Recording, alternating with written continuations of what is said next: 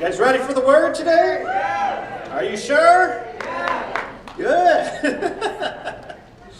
All right. Hey, man. So I'm guessing you see a lot of changes today.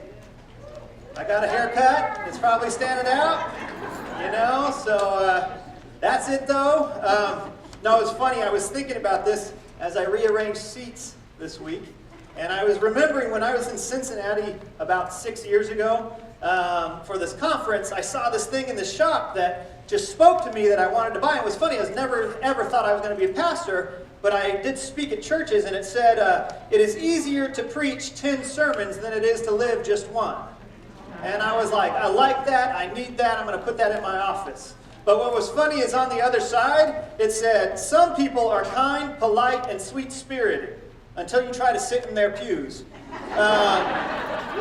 And I never had any use for that one until today. So don't be those people, all right? I know there's changes in seating, but you know, it'll be greater for us to be closer to connected. There's more seats, there's more availability for people, so we're great. It's great to have you here. We're excited to have Sunday Fun Day. I don't usually dress this down if you're new today, but that'd be fun. I found this at Ross. That's pretty awesome, huh? All right. Well, we are in our series in Joseph. And you know what's really awesome is I don't think speaking to children, it's so great to have kids here. And one of the things we believe at Redeemers is sometimes that we want our kids in service so they can watch their parents worship. They can watch and hear the word with their parents and see that modeled. And it's important to do that. And so it's one of those days. Now, the caveat is I don't think it's one of my giftings to preach to kids. And so Jeff decided to make that harder for me because he gave me, when we were setting up sermons, he gave me Potiphar's wife and Joseph. So that's what I'm teaching today. So I will make it as good as I can, all right? You know, last week Jeff did a great job. We talked about Joseph being betrayed by his brothers, right? His own family. And he had risen up to be a favored son. And all of a sudden, God's given him dreams, and God's speaking to him. And in return, his brothers throw him in a pit, right? And his own family, his own flesh and blood, they throw him in a pit. Instead of killing them, they sell him into slavery. And no matter how hard things got, God was still active, is what we're learning here. God is still active in carrying out his plans, in both for Joseph and in his mission to the world. He's continuing his mission to the world through Joseph. Today is a similar story. Let me share the story a little bit about what happens to Joseph after he gets sold into slavery. He gets separated from his family, and he gets sold as a servant to somebody else in Egypt. His name's Potiphar. Okay? And the thing is, Joseph could be killed if he runs away. But this is important. As we go through the story, understand that no matter how bad things got for Joseph, he kept being faithful to serve God and others, no matter how bad his circumstances. And he ends up prospering. That means he ends up doing really well. He ends up having everything work out in his soul between him and God. He's doing better than anybody could have imagined, even in this terrible situation that he's in. See, God was looking out for him. And he actually becomes the slave of one of the most powerful people in Egypt, Potiphar. He could have been a field slave. He could have just been living out beyond the house. Instead, he becomes the right-hand man to Potiphar and earns his trust. And he grows in importance. And Potiphar gives him decision-making power. And he gives him access to everything Potiphar owns. He was trusted because he served Potiphar well. And instead of being angry about the fact that he'd been sold into slavery, instead of being upset, he just serves. He serves with gusto. Potiphar trusted him so much that he gave him access to his whole family estate. He put Joseph in charge of, it says, nearly everything he owned. And his job, he could make decisions with it. Now Joseph, here's the important part that I'm going to get to today. He didn't own anything that he was given. Okay? He didn't own it. But he got to enjoy it and take care of it and by serving Potiphar's house. And that's going to be a metaphor that we look at. That's what it means for us, because God tells us you don't own anything. But you have been put in charge and entrusted to take care of everything God owns. Amen? You don't want to amen that, because some of us are like, but I just bought my car, man. You don't own anything. Everything is God's, the scriptures tell us. And so Joseph understood this. And so Joseph was obedient and he served. And Potiphar says, yeah, serve my house well and you can have access to everything except the one thing. The only thing you cannot have in my house, I'm going to give you all the goodies. I'm going to give you all the food. Everything you want. But you cannot share your cookies with my wife. Okay? You cannot share your cookies with my wife, and she can't share them with you. She only shares with me. That's what Potiphar told him. And he said, and Joseph was obedient. Don't laugh, Michelle. You're going to mess me up. Joseph was obedient. He would not offend. He would not break the trust of Potiphar because he served him well. But here's the thing. Potiphar's wife came up and said, I want your cookies. I want to share your cookies. And Joseph looked at her and said, absolutely not. My master has given me access to everything, except, he said, do not share with her. And she kept bugging him and says, day after day after day, I want your cookies. And so one day he got caught alone with her and he's trying to get away and he's saying no. And she says, she's grabbing him saying, give it to me. And she takes off the wrapper and he gets away with his cookies.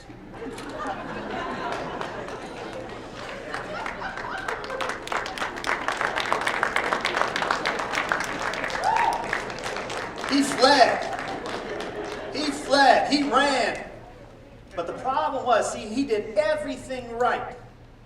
He was obedient to God. He was obedient to serve. But the problem is, she went up and she was offended because he wouldn't listen to her. He wouldn't share. And so she went to Potiphar and said, look, I got his cookies. I got them. He gave them to me. And so Potiphar, believing her lies, got angry. And even though he did everything right, he throws him into prison because he believed her lies. Amen? He believed her lies no matter, even though he was doing everything God would promise him. So here is Joseph. He's grown powerful, and now he's in prison. Just like the pit his brothers threw him in. He had grown to be a favored son. God was speaking into his life, and then he ends up in a pit. Now again, he had done everything right, and he ends up in a prison, in a dungeon. But the Bible tells him that even though he was in prison, God was still with him. God was still with him, even in prison. Joseph was faithful. He goes to prison and he becomes faithful still to God. He could be angry. He could be upset, but instead he starts serving the prison guard and he starts serving the other prisoners there. And he starts speaking dreams and interpretations to them and helping them get out of prison. And he said, just do me one thing. Do me one favor. When you get out, remember me. Don't forget about me here. And then, so he does this. He serves others and they get out and then they forget about him. Joseph just keeps getting hit every time he does what's right. And then, though, Pharaoh has a dream. And Pharaoh has a dream, and it's tormenting him. He doesn't know what it means. And so he hears about Joseph, who can interpret dreams, and he brings Joseph in. And Joseph tells him what his dreams mean. He tells him what God is saying, and he speaks for God to him. And it saves Egypt from starvation. In fact, ends up feeding the whole world. And so again, Pharaoh sees what Joseph has done and says, I'm going to entrust you with everything I own. You're going to be the second in command in Egypt. I'm going to trust you with everything I own. Just like God says to you, to us, as his creation. Everything in the church, everything in the world, all his creation is God's. All the fullness of the world is God's. I'm going to entrust you to take care of it for my purposes. Here are some things that we can learn from Joseph. First off, no matter where he was at, he was a servant of all. He was put in charge always, no matter where he ended up, because he was faithful and he served others well. But even though he was in charge, even though he grew in influence, he never owned anything. He was a servant and a steward, no matter how much power he was given, no matter how much trust he was given. And that is like us to God. Doesn't matter how much influence you've been given. You are not the owner of it. Your job is to serve the purposes of the person who has given it to you, of God. And you get to enjoy the fruits of that as you do that because you are being obedient. We are stewards of all he's created. Nothing is ours. When we start acting like things are ours and not God's, that is when we begin to get in trouble. That is when we begin to fall apart. The Bible says that your possessions, it says your body, it says all of creation is God's. Joseph succeeded and had all that he needed because he remembered that he was simply managing Potiphar's stuff and Pharaoh's stuff, and therefore he was faithful and obedient to what they asked of him. Kids, if your parents allow you to use their iPad or their phone and you get to play with it, they're being kind, they're being generous, right? What happens if you take it to school with you and you sell it to another kid because you wanted some new toys? What's going to happen to you? Any kids? You bold enough? What's going to happen? Yeah. Huh? You're going to get in trouble. Are they going to trust you with that again? No. Because it's not yours. They are allowing you to enjoy it, but it's not yours, right? Not only would you get in trouble, but you'd also never be trusted with anything else again. This is important to understand about Joseph. Secondly, he also experienced a lot of pain and suffering. He experienced a lot of pain and suffering, and he also rose to success. So what you see in his life is this roller coaster. Anybody feel like they're on the roller coaster of life? You just keep going up and then down. You hit tops and bottoms. It doesn't seem to stop. He first is a favorite son, and then he's in a pit. He then raises out of that to serve with a powerful man in Egypt, and then he's in a dungeon. And that does feel like life for us oftentimes.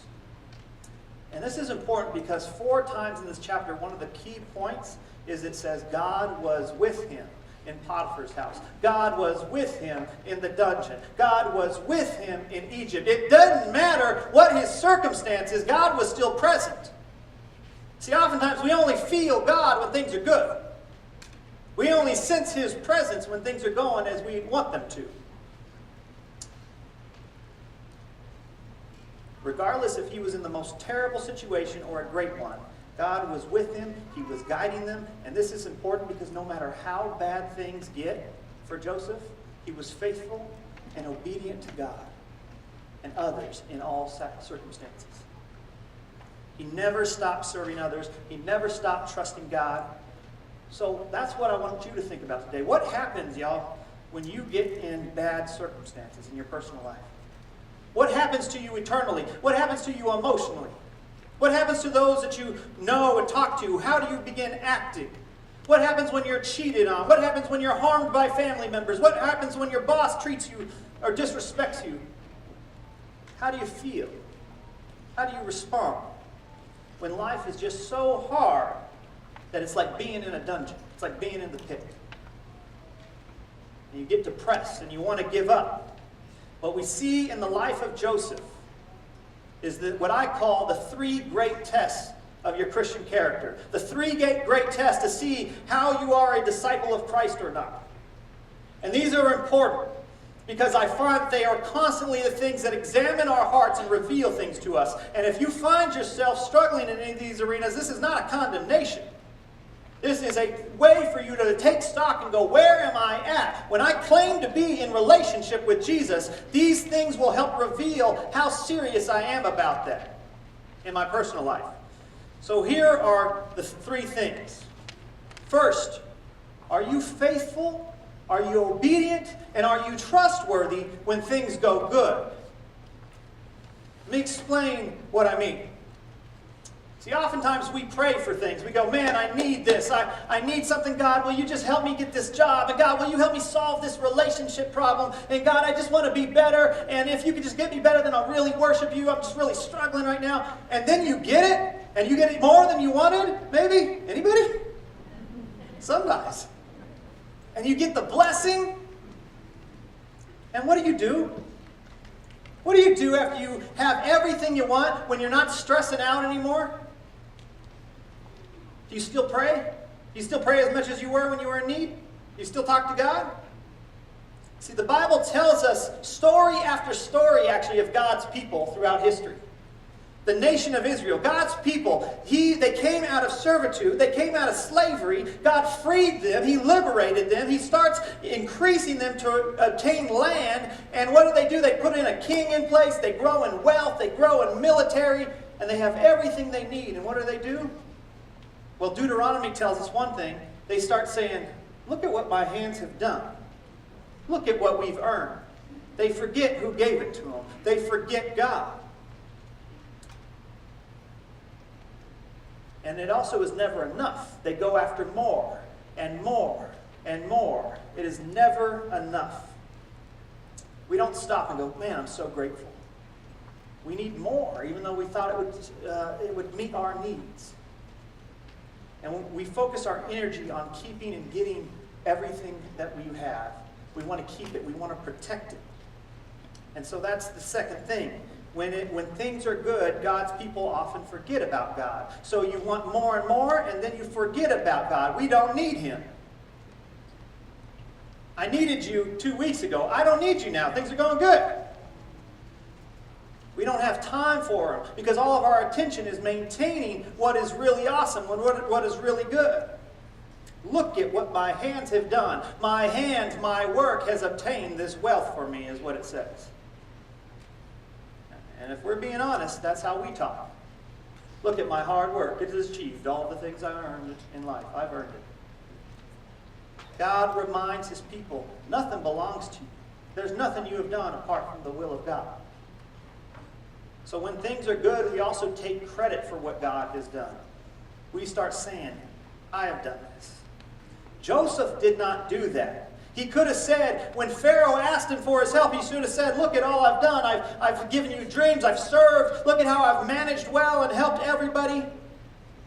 And instead, when Pharaoh looks at him and says, Joseph, give me the dream, he could have said, hey, I'm your man. I can do it. Just give me X amount and I'll do it for you. And instead he says, I cannot help you, but God can. Now Joseph does it, but he understands the gifting that he is giving to this person is not his. He says, I cannot help you, but God can help you. He doesn't take ownership of things because things are good. When things go good for you, do you remain humble? Do you remain generous? Are you still obedient to things that are difficult when things are going well for you? Lastly, when things go really well, we often don't serve people well. See, when things go really well, we have a couple of things. Our grace starts to diminish. I find my grace starts to diminish as my pocketbook increases. Because I start to go, hey, I did this. Look at what I did. Why don't you do that? We start separating people into the deserving and the undeserving. You should work harder for it. I worked hard. We start separating people by, hey, I've been spiritual. You've messed your life up. That's your fault. You should have lived right. And we start separating people without grace because things are going well for us. Because we're not looking internally saying, only by God's hand can this happen. Next week, we'll hear something else that happens. When things go really good, we often use our power to protect our good things. But we also use it to hurt those who have hurt us. Next week you'll hear about Joseph, and he has this newfound power, and his brothers are now in need of him. They need something from him, and he has every opportunity to send them to prison the way he was sent to prison. He has every opportunity to kill them, to leave them starving. He has every opportunity to take his newfound power and use it to abuse somebody and do it rightfully because it's justified. His grace could have diminished, and you'll discover that is not in his character. See, no matter what the situation was for him, when things got good, when he prospered, he never stopped serving God and others. The second test of Christian character is when things go really bad. This is one we're more familiar with. When things go really bad, when you end up in the pits of life, Anybody in the dungeon? Anybody feel like you're just being hit all the time?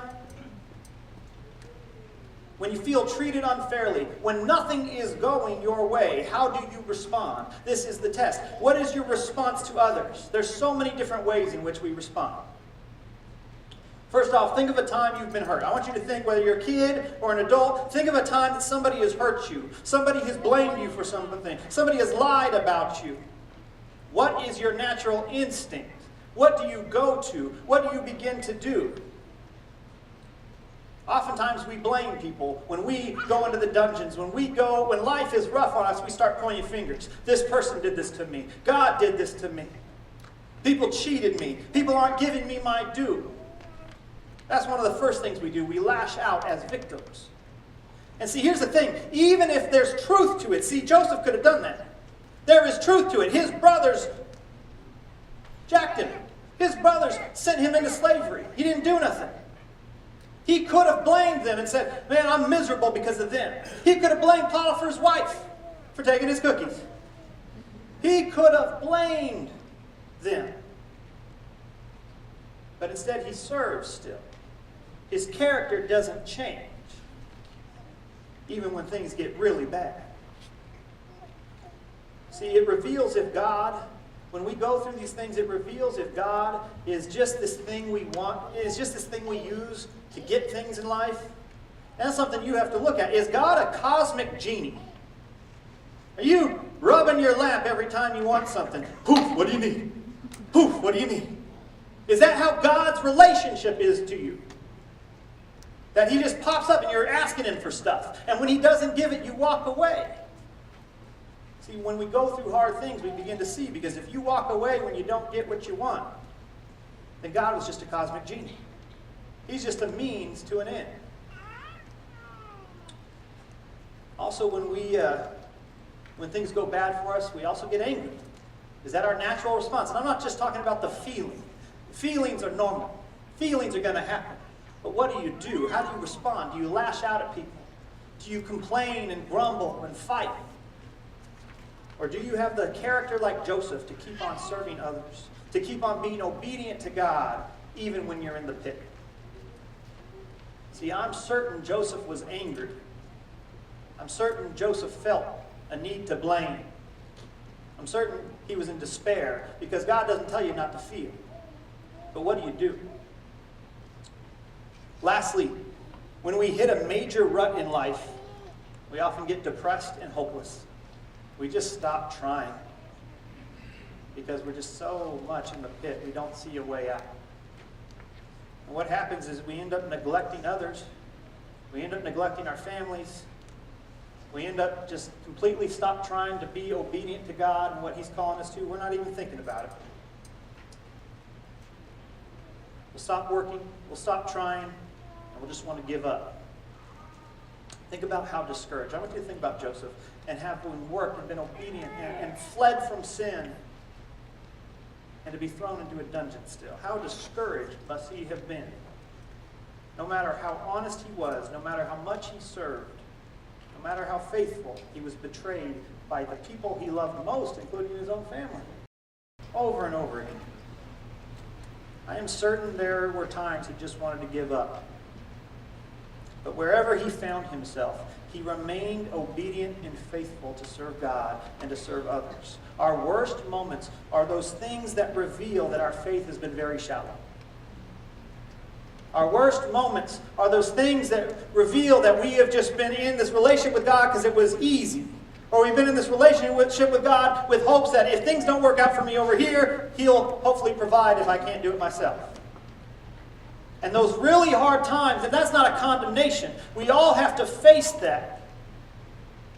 Because they begin to reveal things that he needs to take or change or work on us so that we become more Christ-like. That is the point. The point is not for you to love God so you never hit a dungeon, so you never get thrown into despair, so you never have life in the pits. The point is, regardless of where you're at, will you allow God to make you more like Christ? That is the point.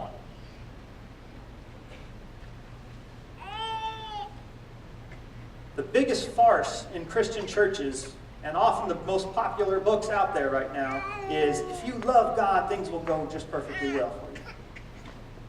It's the prosperity gospel. If you just get really spiritual, your bank is going to overflow. If you just pray a lot, you will not have problems. All those people who are jerks to you, they're just going to come and just be like, oh, I love you. If you just get really spiritual, it'll all go well. There is nothing so much more untrue. The Bible never says that. It's quite the opposite. What God promises is that He is with you, because life is going to bring ups and it's going to bring downs. But He is with you. That's what it says over and over again in this passage with Joseph. If you are obedient, if you will trust Him, even when things are bleak, He will continue to grow you in such a way that you will have an influence over others no matter where you go. See, Joseph got sold into slavery, went to Potiphar's house, he served them. Potiphar unjustly believes a lie, sends him to prison. What does he do? He serves them. He serves the prisoners. He serves the guard. Then in Egypt, he serves Pharaoh. And eventually, he ends up influencing all of the world. He ends up saving nations out of starvation because he was faithful to serve, even in the midst of despair in the pit. He was a person of the pit. He was a dude of the dungeon. He helped feed the nation still, even that being true, to prevent famine, because he served diligently regardless of where he was at. And that is the last great test of our discipleship. This is the last and third test. See, this is the test of if you are a God follower, if you're really walking in step. The good times and the bad times are the arena in which you are tested. But the objects of that testing are people. See, you'll go through good times and you'll go through bad times, but the test of how you respond is, how do you treat your enemies and how do you treat the most needy among you? Those are the two core people that you will end up seeing. It doesn't matter if it's in your family or it's the poor on the streets. The way you treat the needy and the way you treat your enemies are the greatest test to reveal, are you going to be obedient even in the midst of things being extremely good or things being extremely bad? It's how we treat people in these times that really shows where we are at in our relationship with Jesus. It's how we treat our enemies. It's how we treat people in need during good and bad times that tests our character in Christ. So perhaps you prosper, and because you've been doing so well, you start treating people poorly. You treat the poor poorly because they don't deserve it anymore. They don't deserve your grace. They don't deserve your help because you've earned it. Or perhaps you now have power, so you can take advantage of that and hurt somebody, or get them in trouble, or get them to lose their jobs, or whatever it might be. You now have some influence, so you can use that against them, those who have hurt you. Or maybe if we're in the pits, and you're in those awful, terrible moments of your life, and we focus so much on ourselves that we don't serve the hurting amongst us. We're so damaged, we're so upset, we're so angry, we are so filled with blame that we don't have time to look around at anybody else around us because we're just so hurt. And we don't have time to see the needs that are happening around us and continue to be obedient and serve. Or maybe we just avoid others because we're so hurt we just don't want to be involved, and that's that hopelessness. I got nothing to offer. I'm just going to avoid people. They hurt me, I'm not going to serve them. Regardless, the way we treat people when we're in those moments is an examination of your true discipleship, your walking with God. Do you have grace when you hit these moments? Do you serve people? Do you think about others even in the darkest times like Joseph? See, I have worked with a number of churches over the years. And one of the things I was always jealous of is I always wanted to be nicer. I didn't feel like it came naturally. And so, don't agree with me. I always wanted to be more spiritual sounding. And I just didn't have that spiritual, religiosity going on. And so I would see these people who everywhere they went, I never developed. Apparently when you're in church a long time, you develop something called the Christian whisper. That's what I call it. And it's when you get super spiritual and everybody becomes brother. Hey, brother. God loves you. And you got to whisper like that because you're just spiritual? I never got that. And I'm like, I watch these people who were so, every day, just so awesome and so kind. And people just were like, wow, they're so spiritual. But one of the things I found out is while I'm sitting there envying them, I'm like, man, I wish I was more sensitive like that. I wish I sounded a little more like that. When things would go really good for those people, the fingers pointed in. Did you see what I did? That was awesome. Hey, you're welcome. Anytime I can help save your life, I got it for you. You know? But more importantly, when things went really bad, see, it's easy. When things are fine, not good, not bad, just operating, it's easy to be spiritual. It's easy to walk around and be like, hey, how's it going? Christian whisper. Spiritual.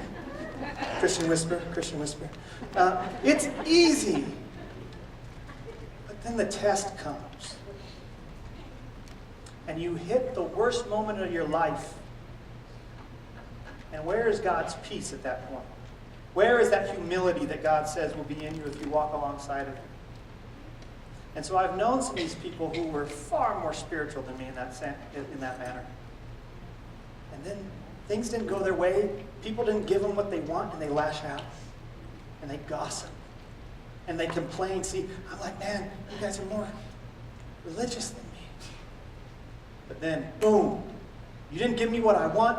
I'm going to go talk about you to other people. I'm going to bash you. I'm going to say lies about you. I'm going to fight to get what I want from you. And all of a sudden, we're tested. I've been through that. I've had to face times where I got so angry. And I'm like, wow, it's a lot easier to act cool and nice when the crucible hasn't hit, right? Those are those moments that test what's sincere and what's real. The proof of your spiritual walk with Christ isn't how religious or nice sounding you are. It's not how much you read your Bible either. I hear that all the time. I read every day. Yeah, but you're being a jerk to your wife. I don't care how much you read.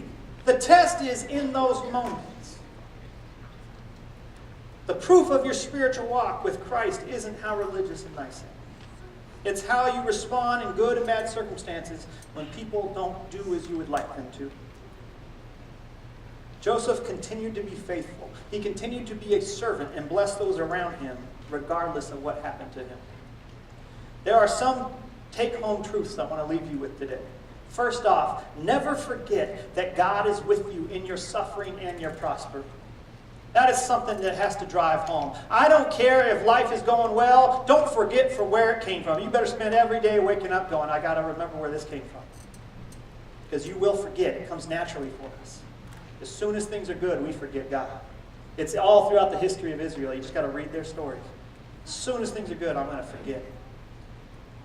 And when things are bad, don't get angry at God. Understand He's with you. He has never said things are going to be perfect. That is a message that the Western church has portrayed.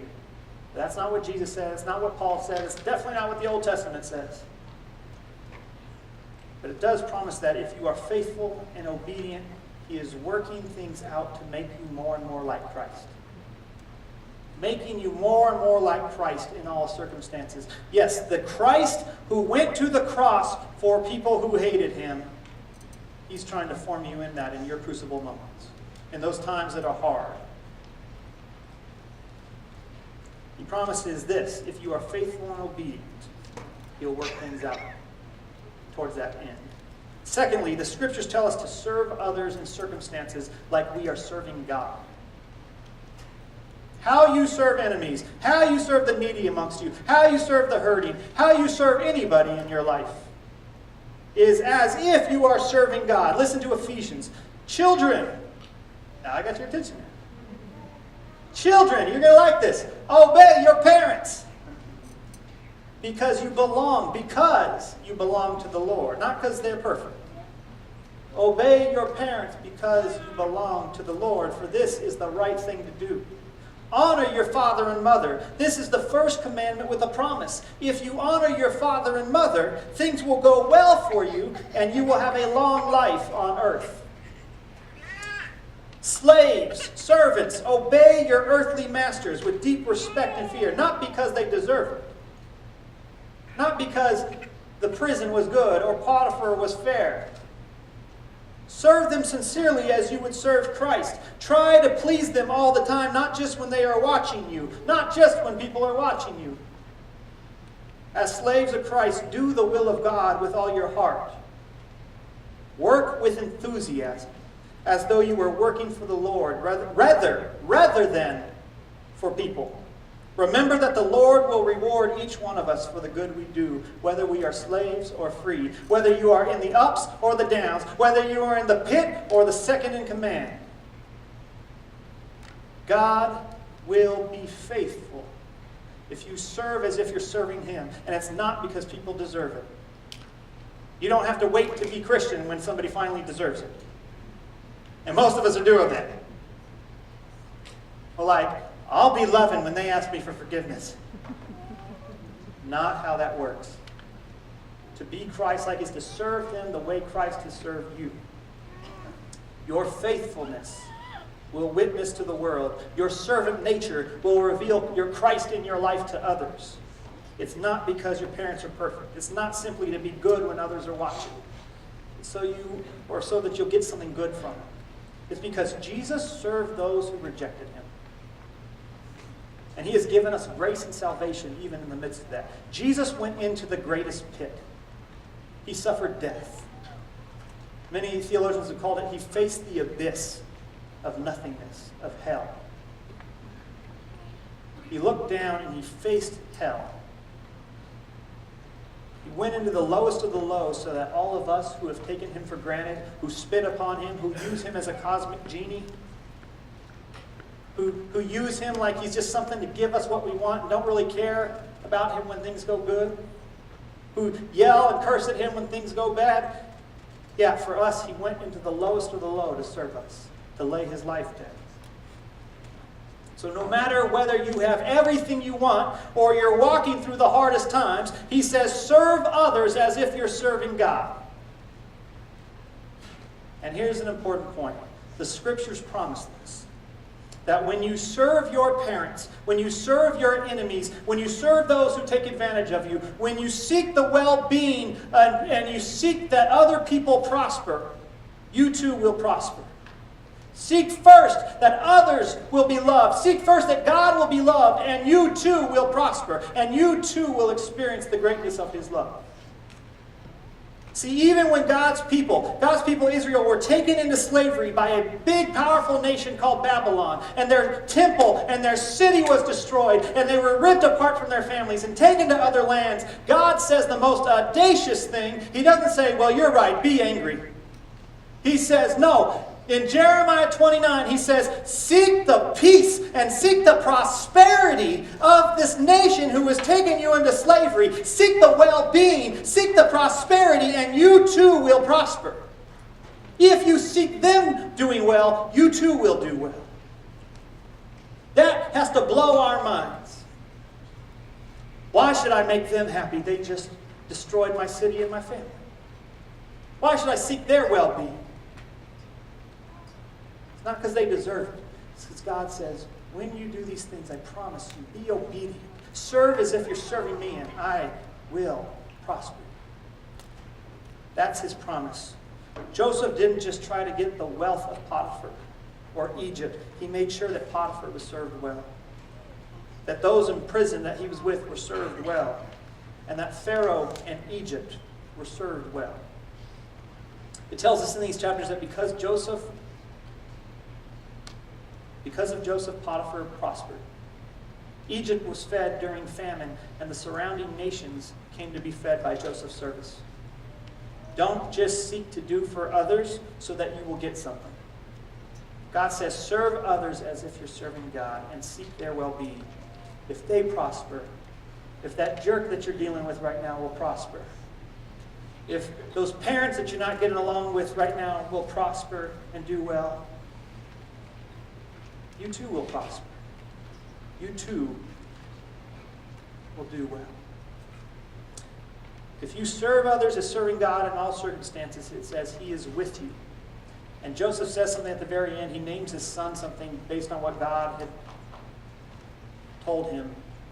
And the name of his son was, God will make you fruitful in your suffering. God will make you fruitful in your suffering if you're obedient. So the question for us as we leave today is, what circumstance are you in? Are you certain? Maybe you're in the middle. Maybe nothing's too bad, nothing's too good. When you hit that crucible moment, you can look back and say, how did I respond? Because that'll probably tell you how you're going to, unless you start addressing your walk with Christ. How did you respond in the best moments? How did you respond in the worst? How many people did so well in the mid-2000s, made so much money and their lives fell apart? How did you respond when things went well? And how do you respond when you're in the pit? And maybe that's some of you today. Will you be obedient? Will you continue to seek God whether you're in good circumstances or bad? Will you continue to read His Word? Will you continue to love others? And most importantly, will you do the hardest thing of all and love the person who has hurt you, and love the needy amongst you, and love the undeserving that you've put into that category? Will you love them to such a degree because God has loved you that way, no matter the circumstance?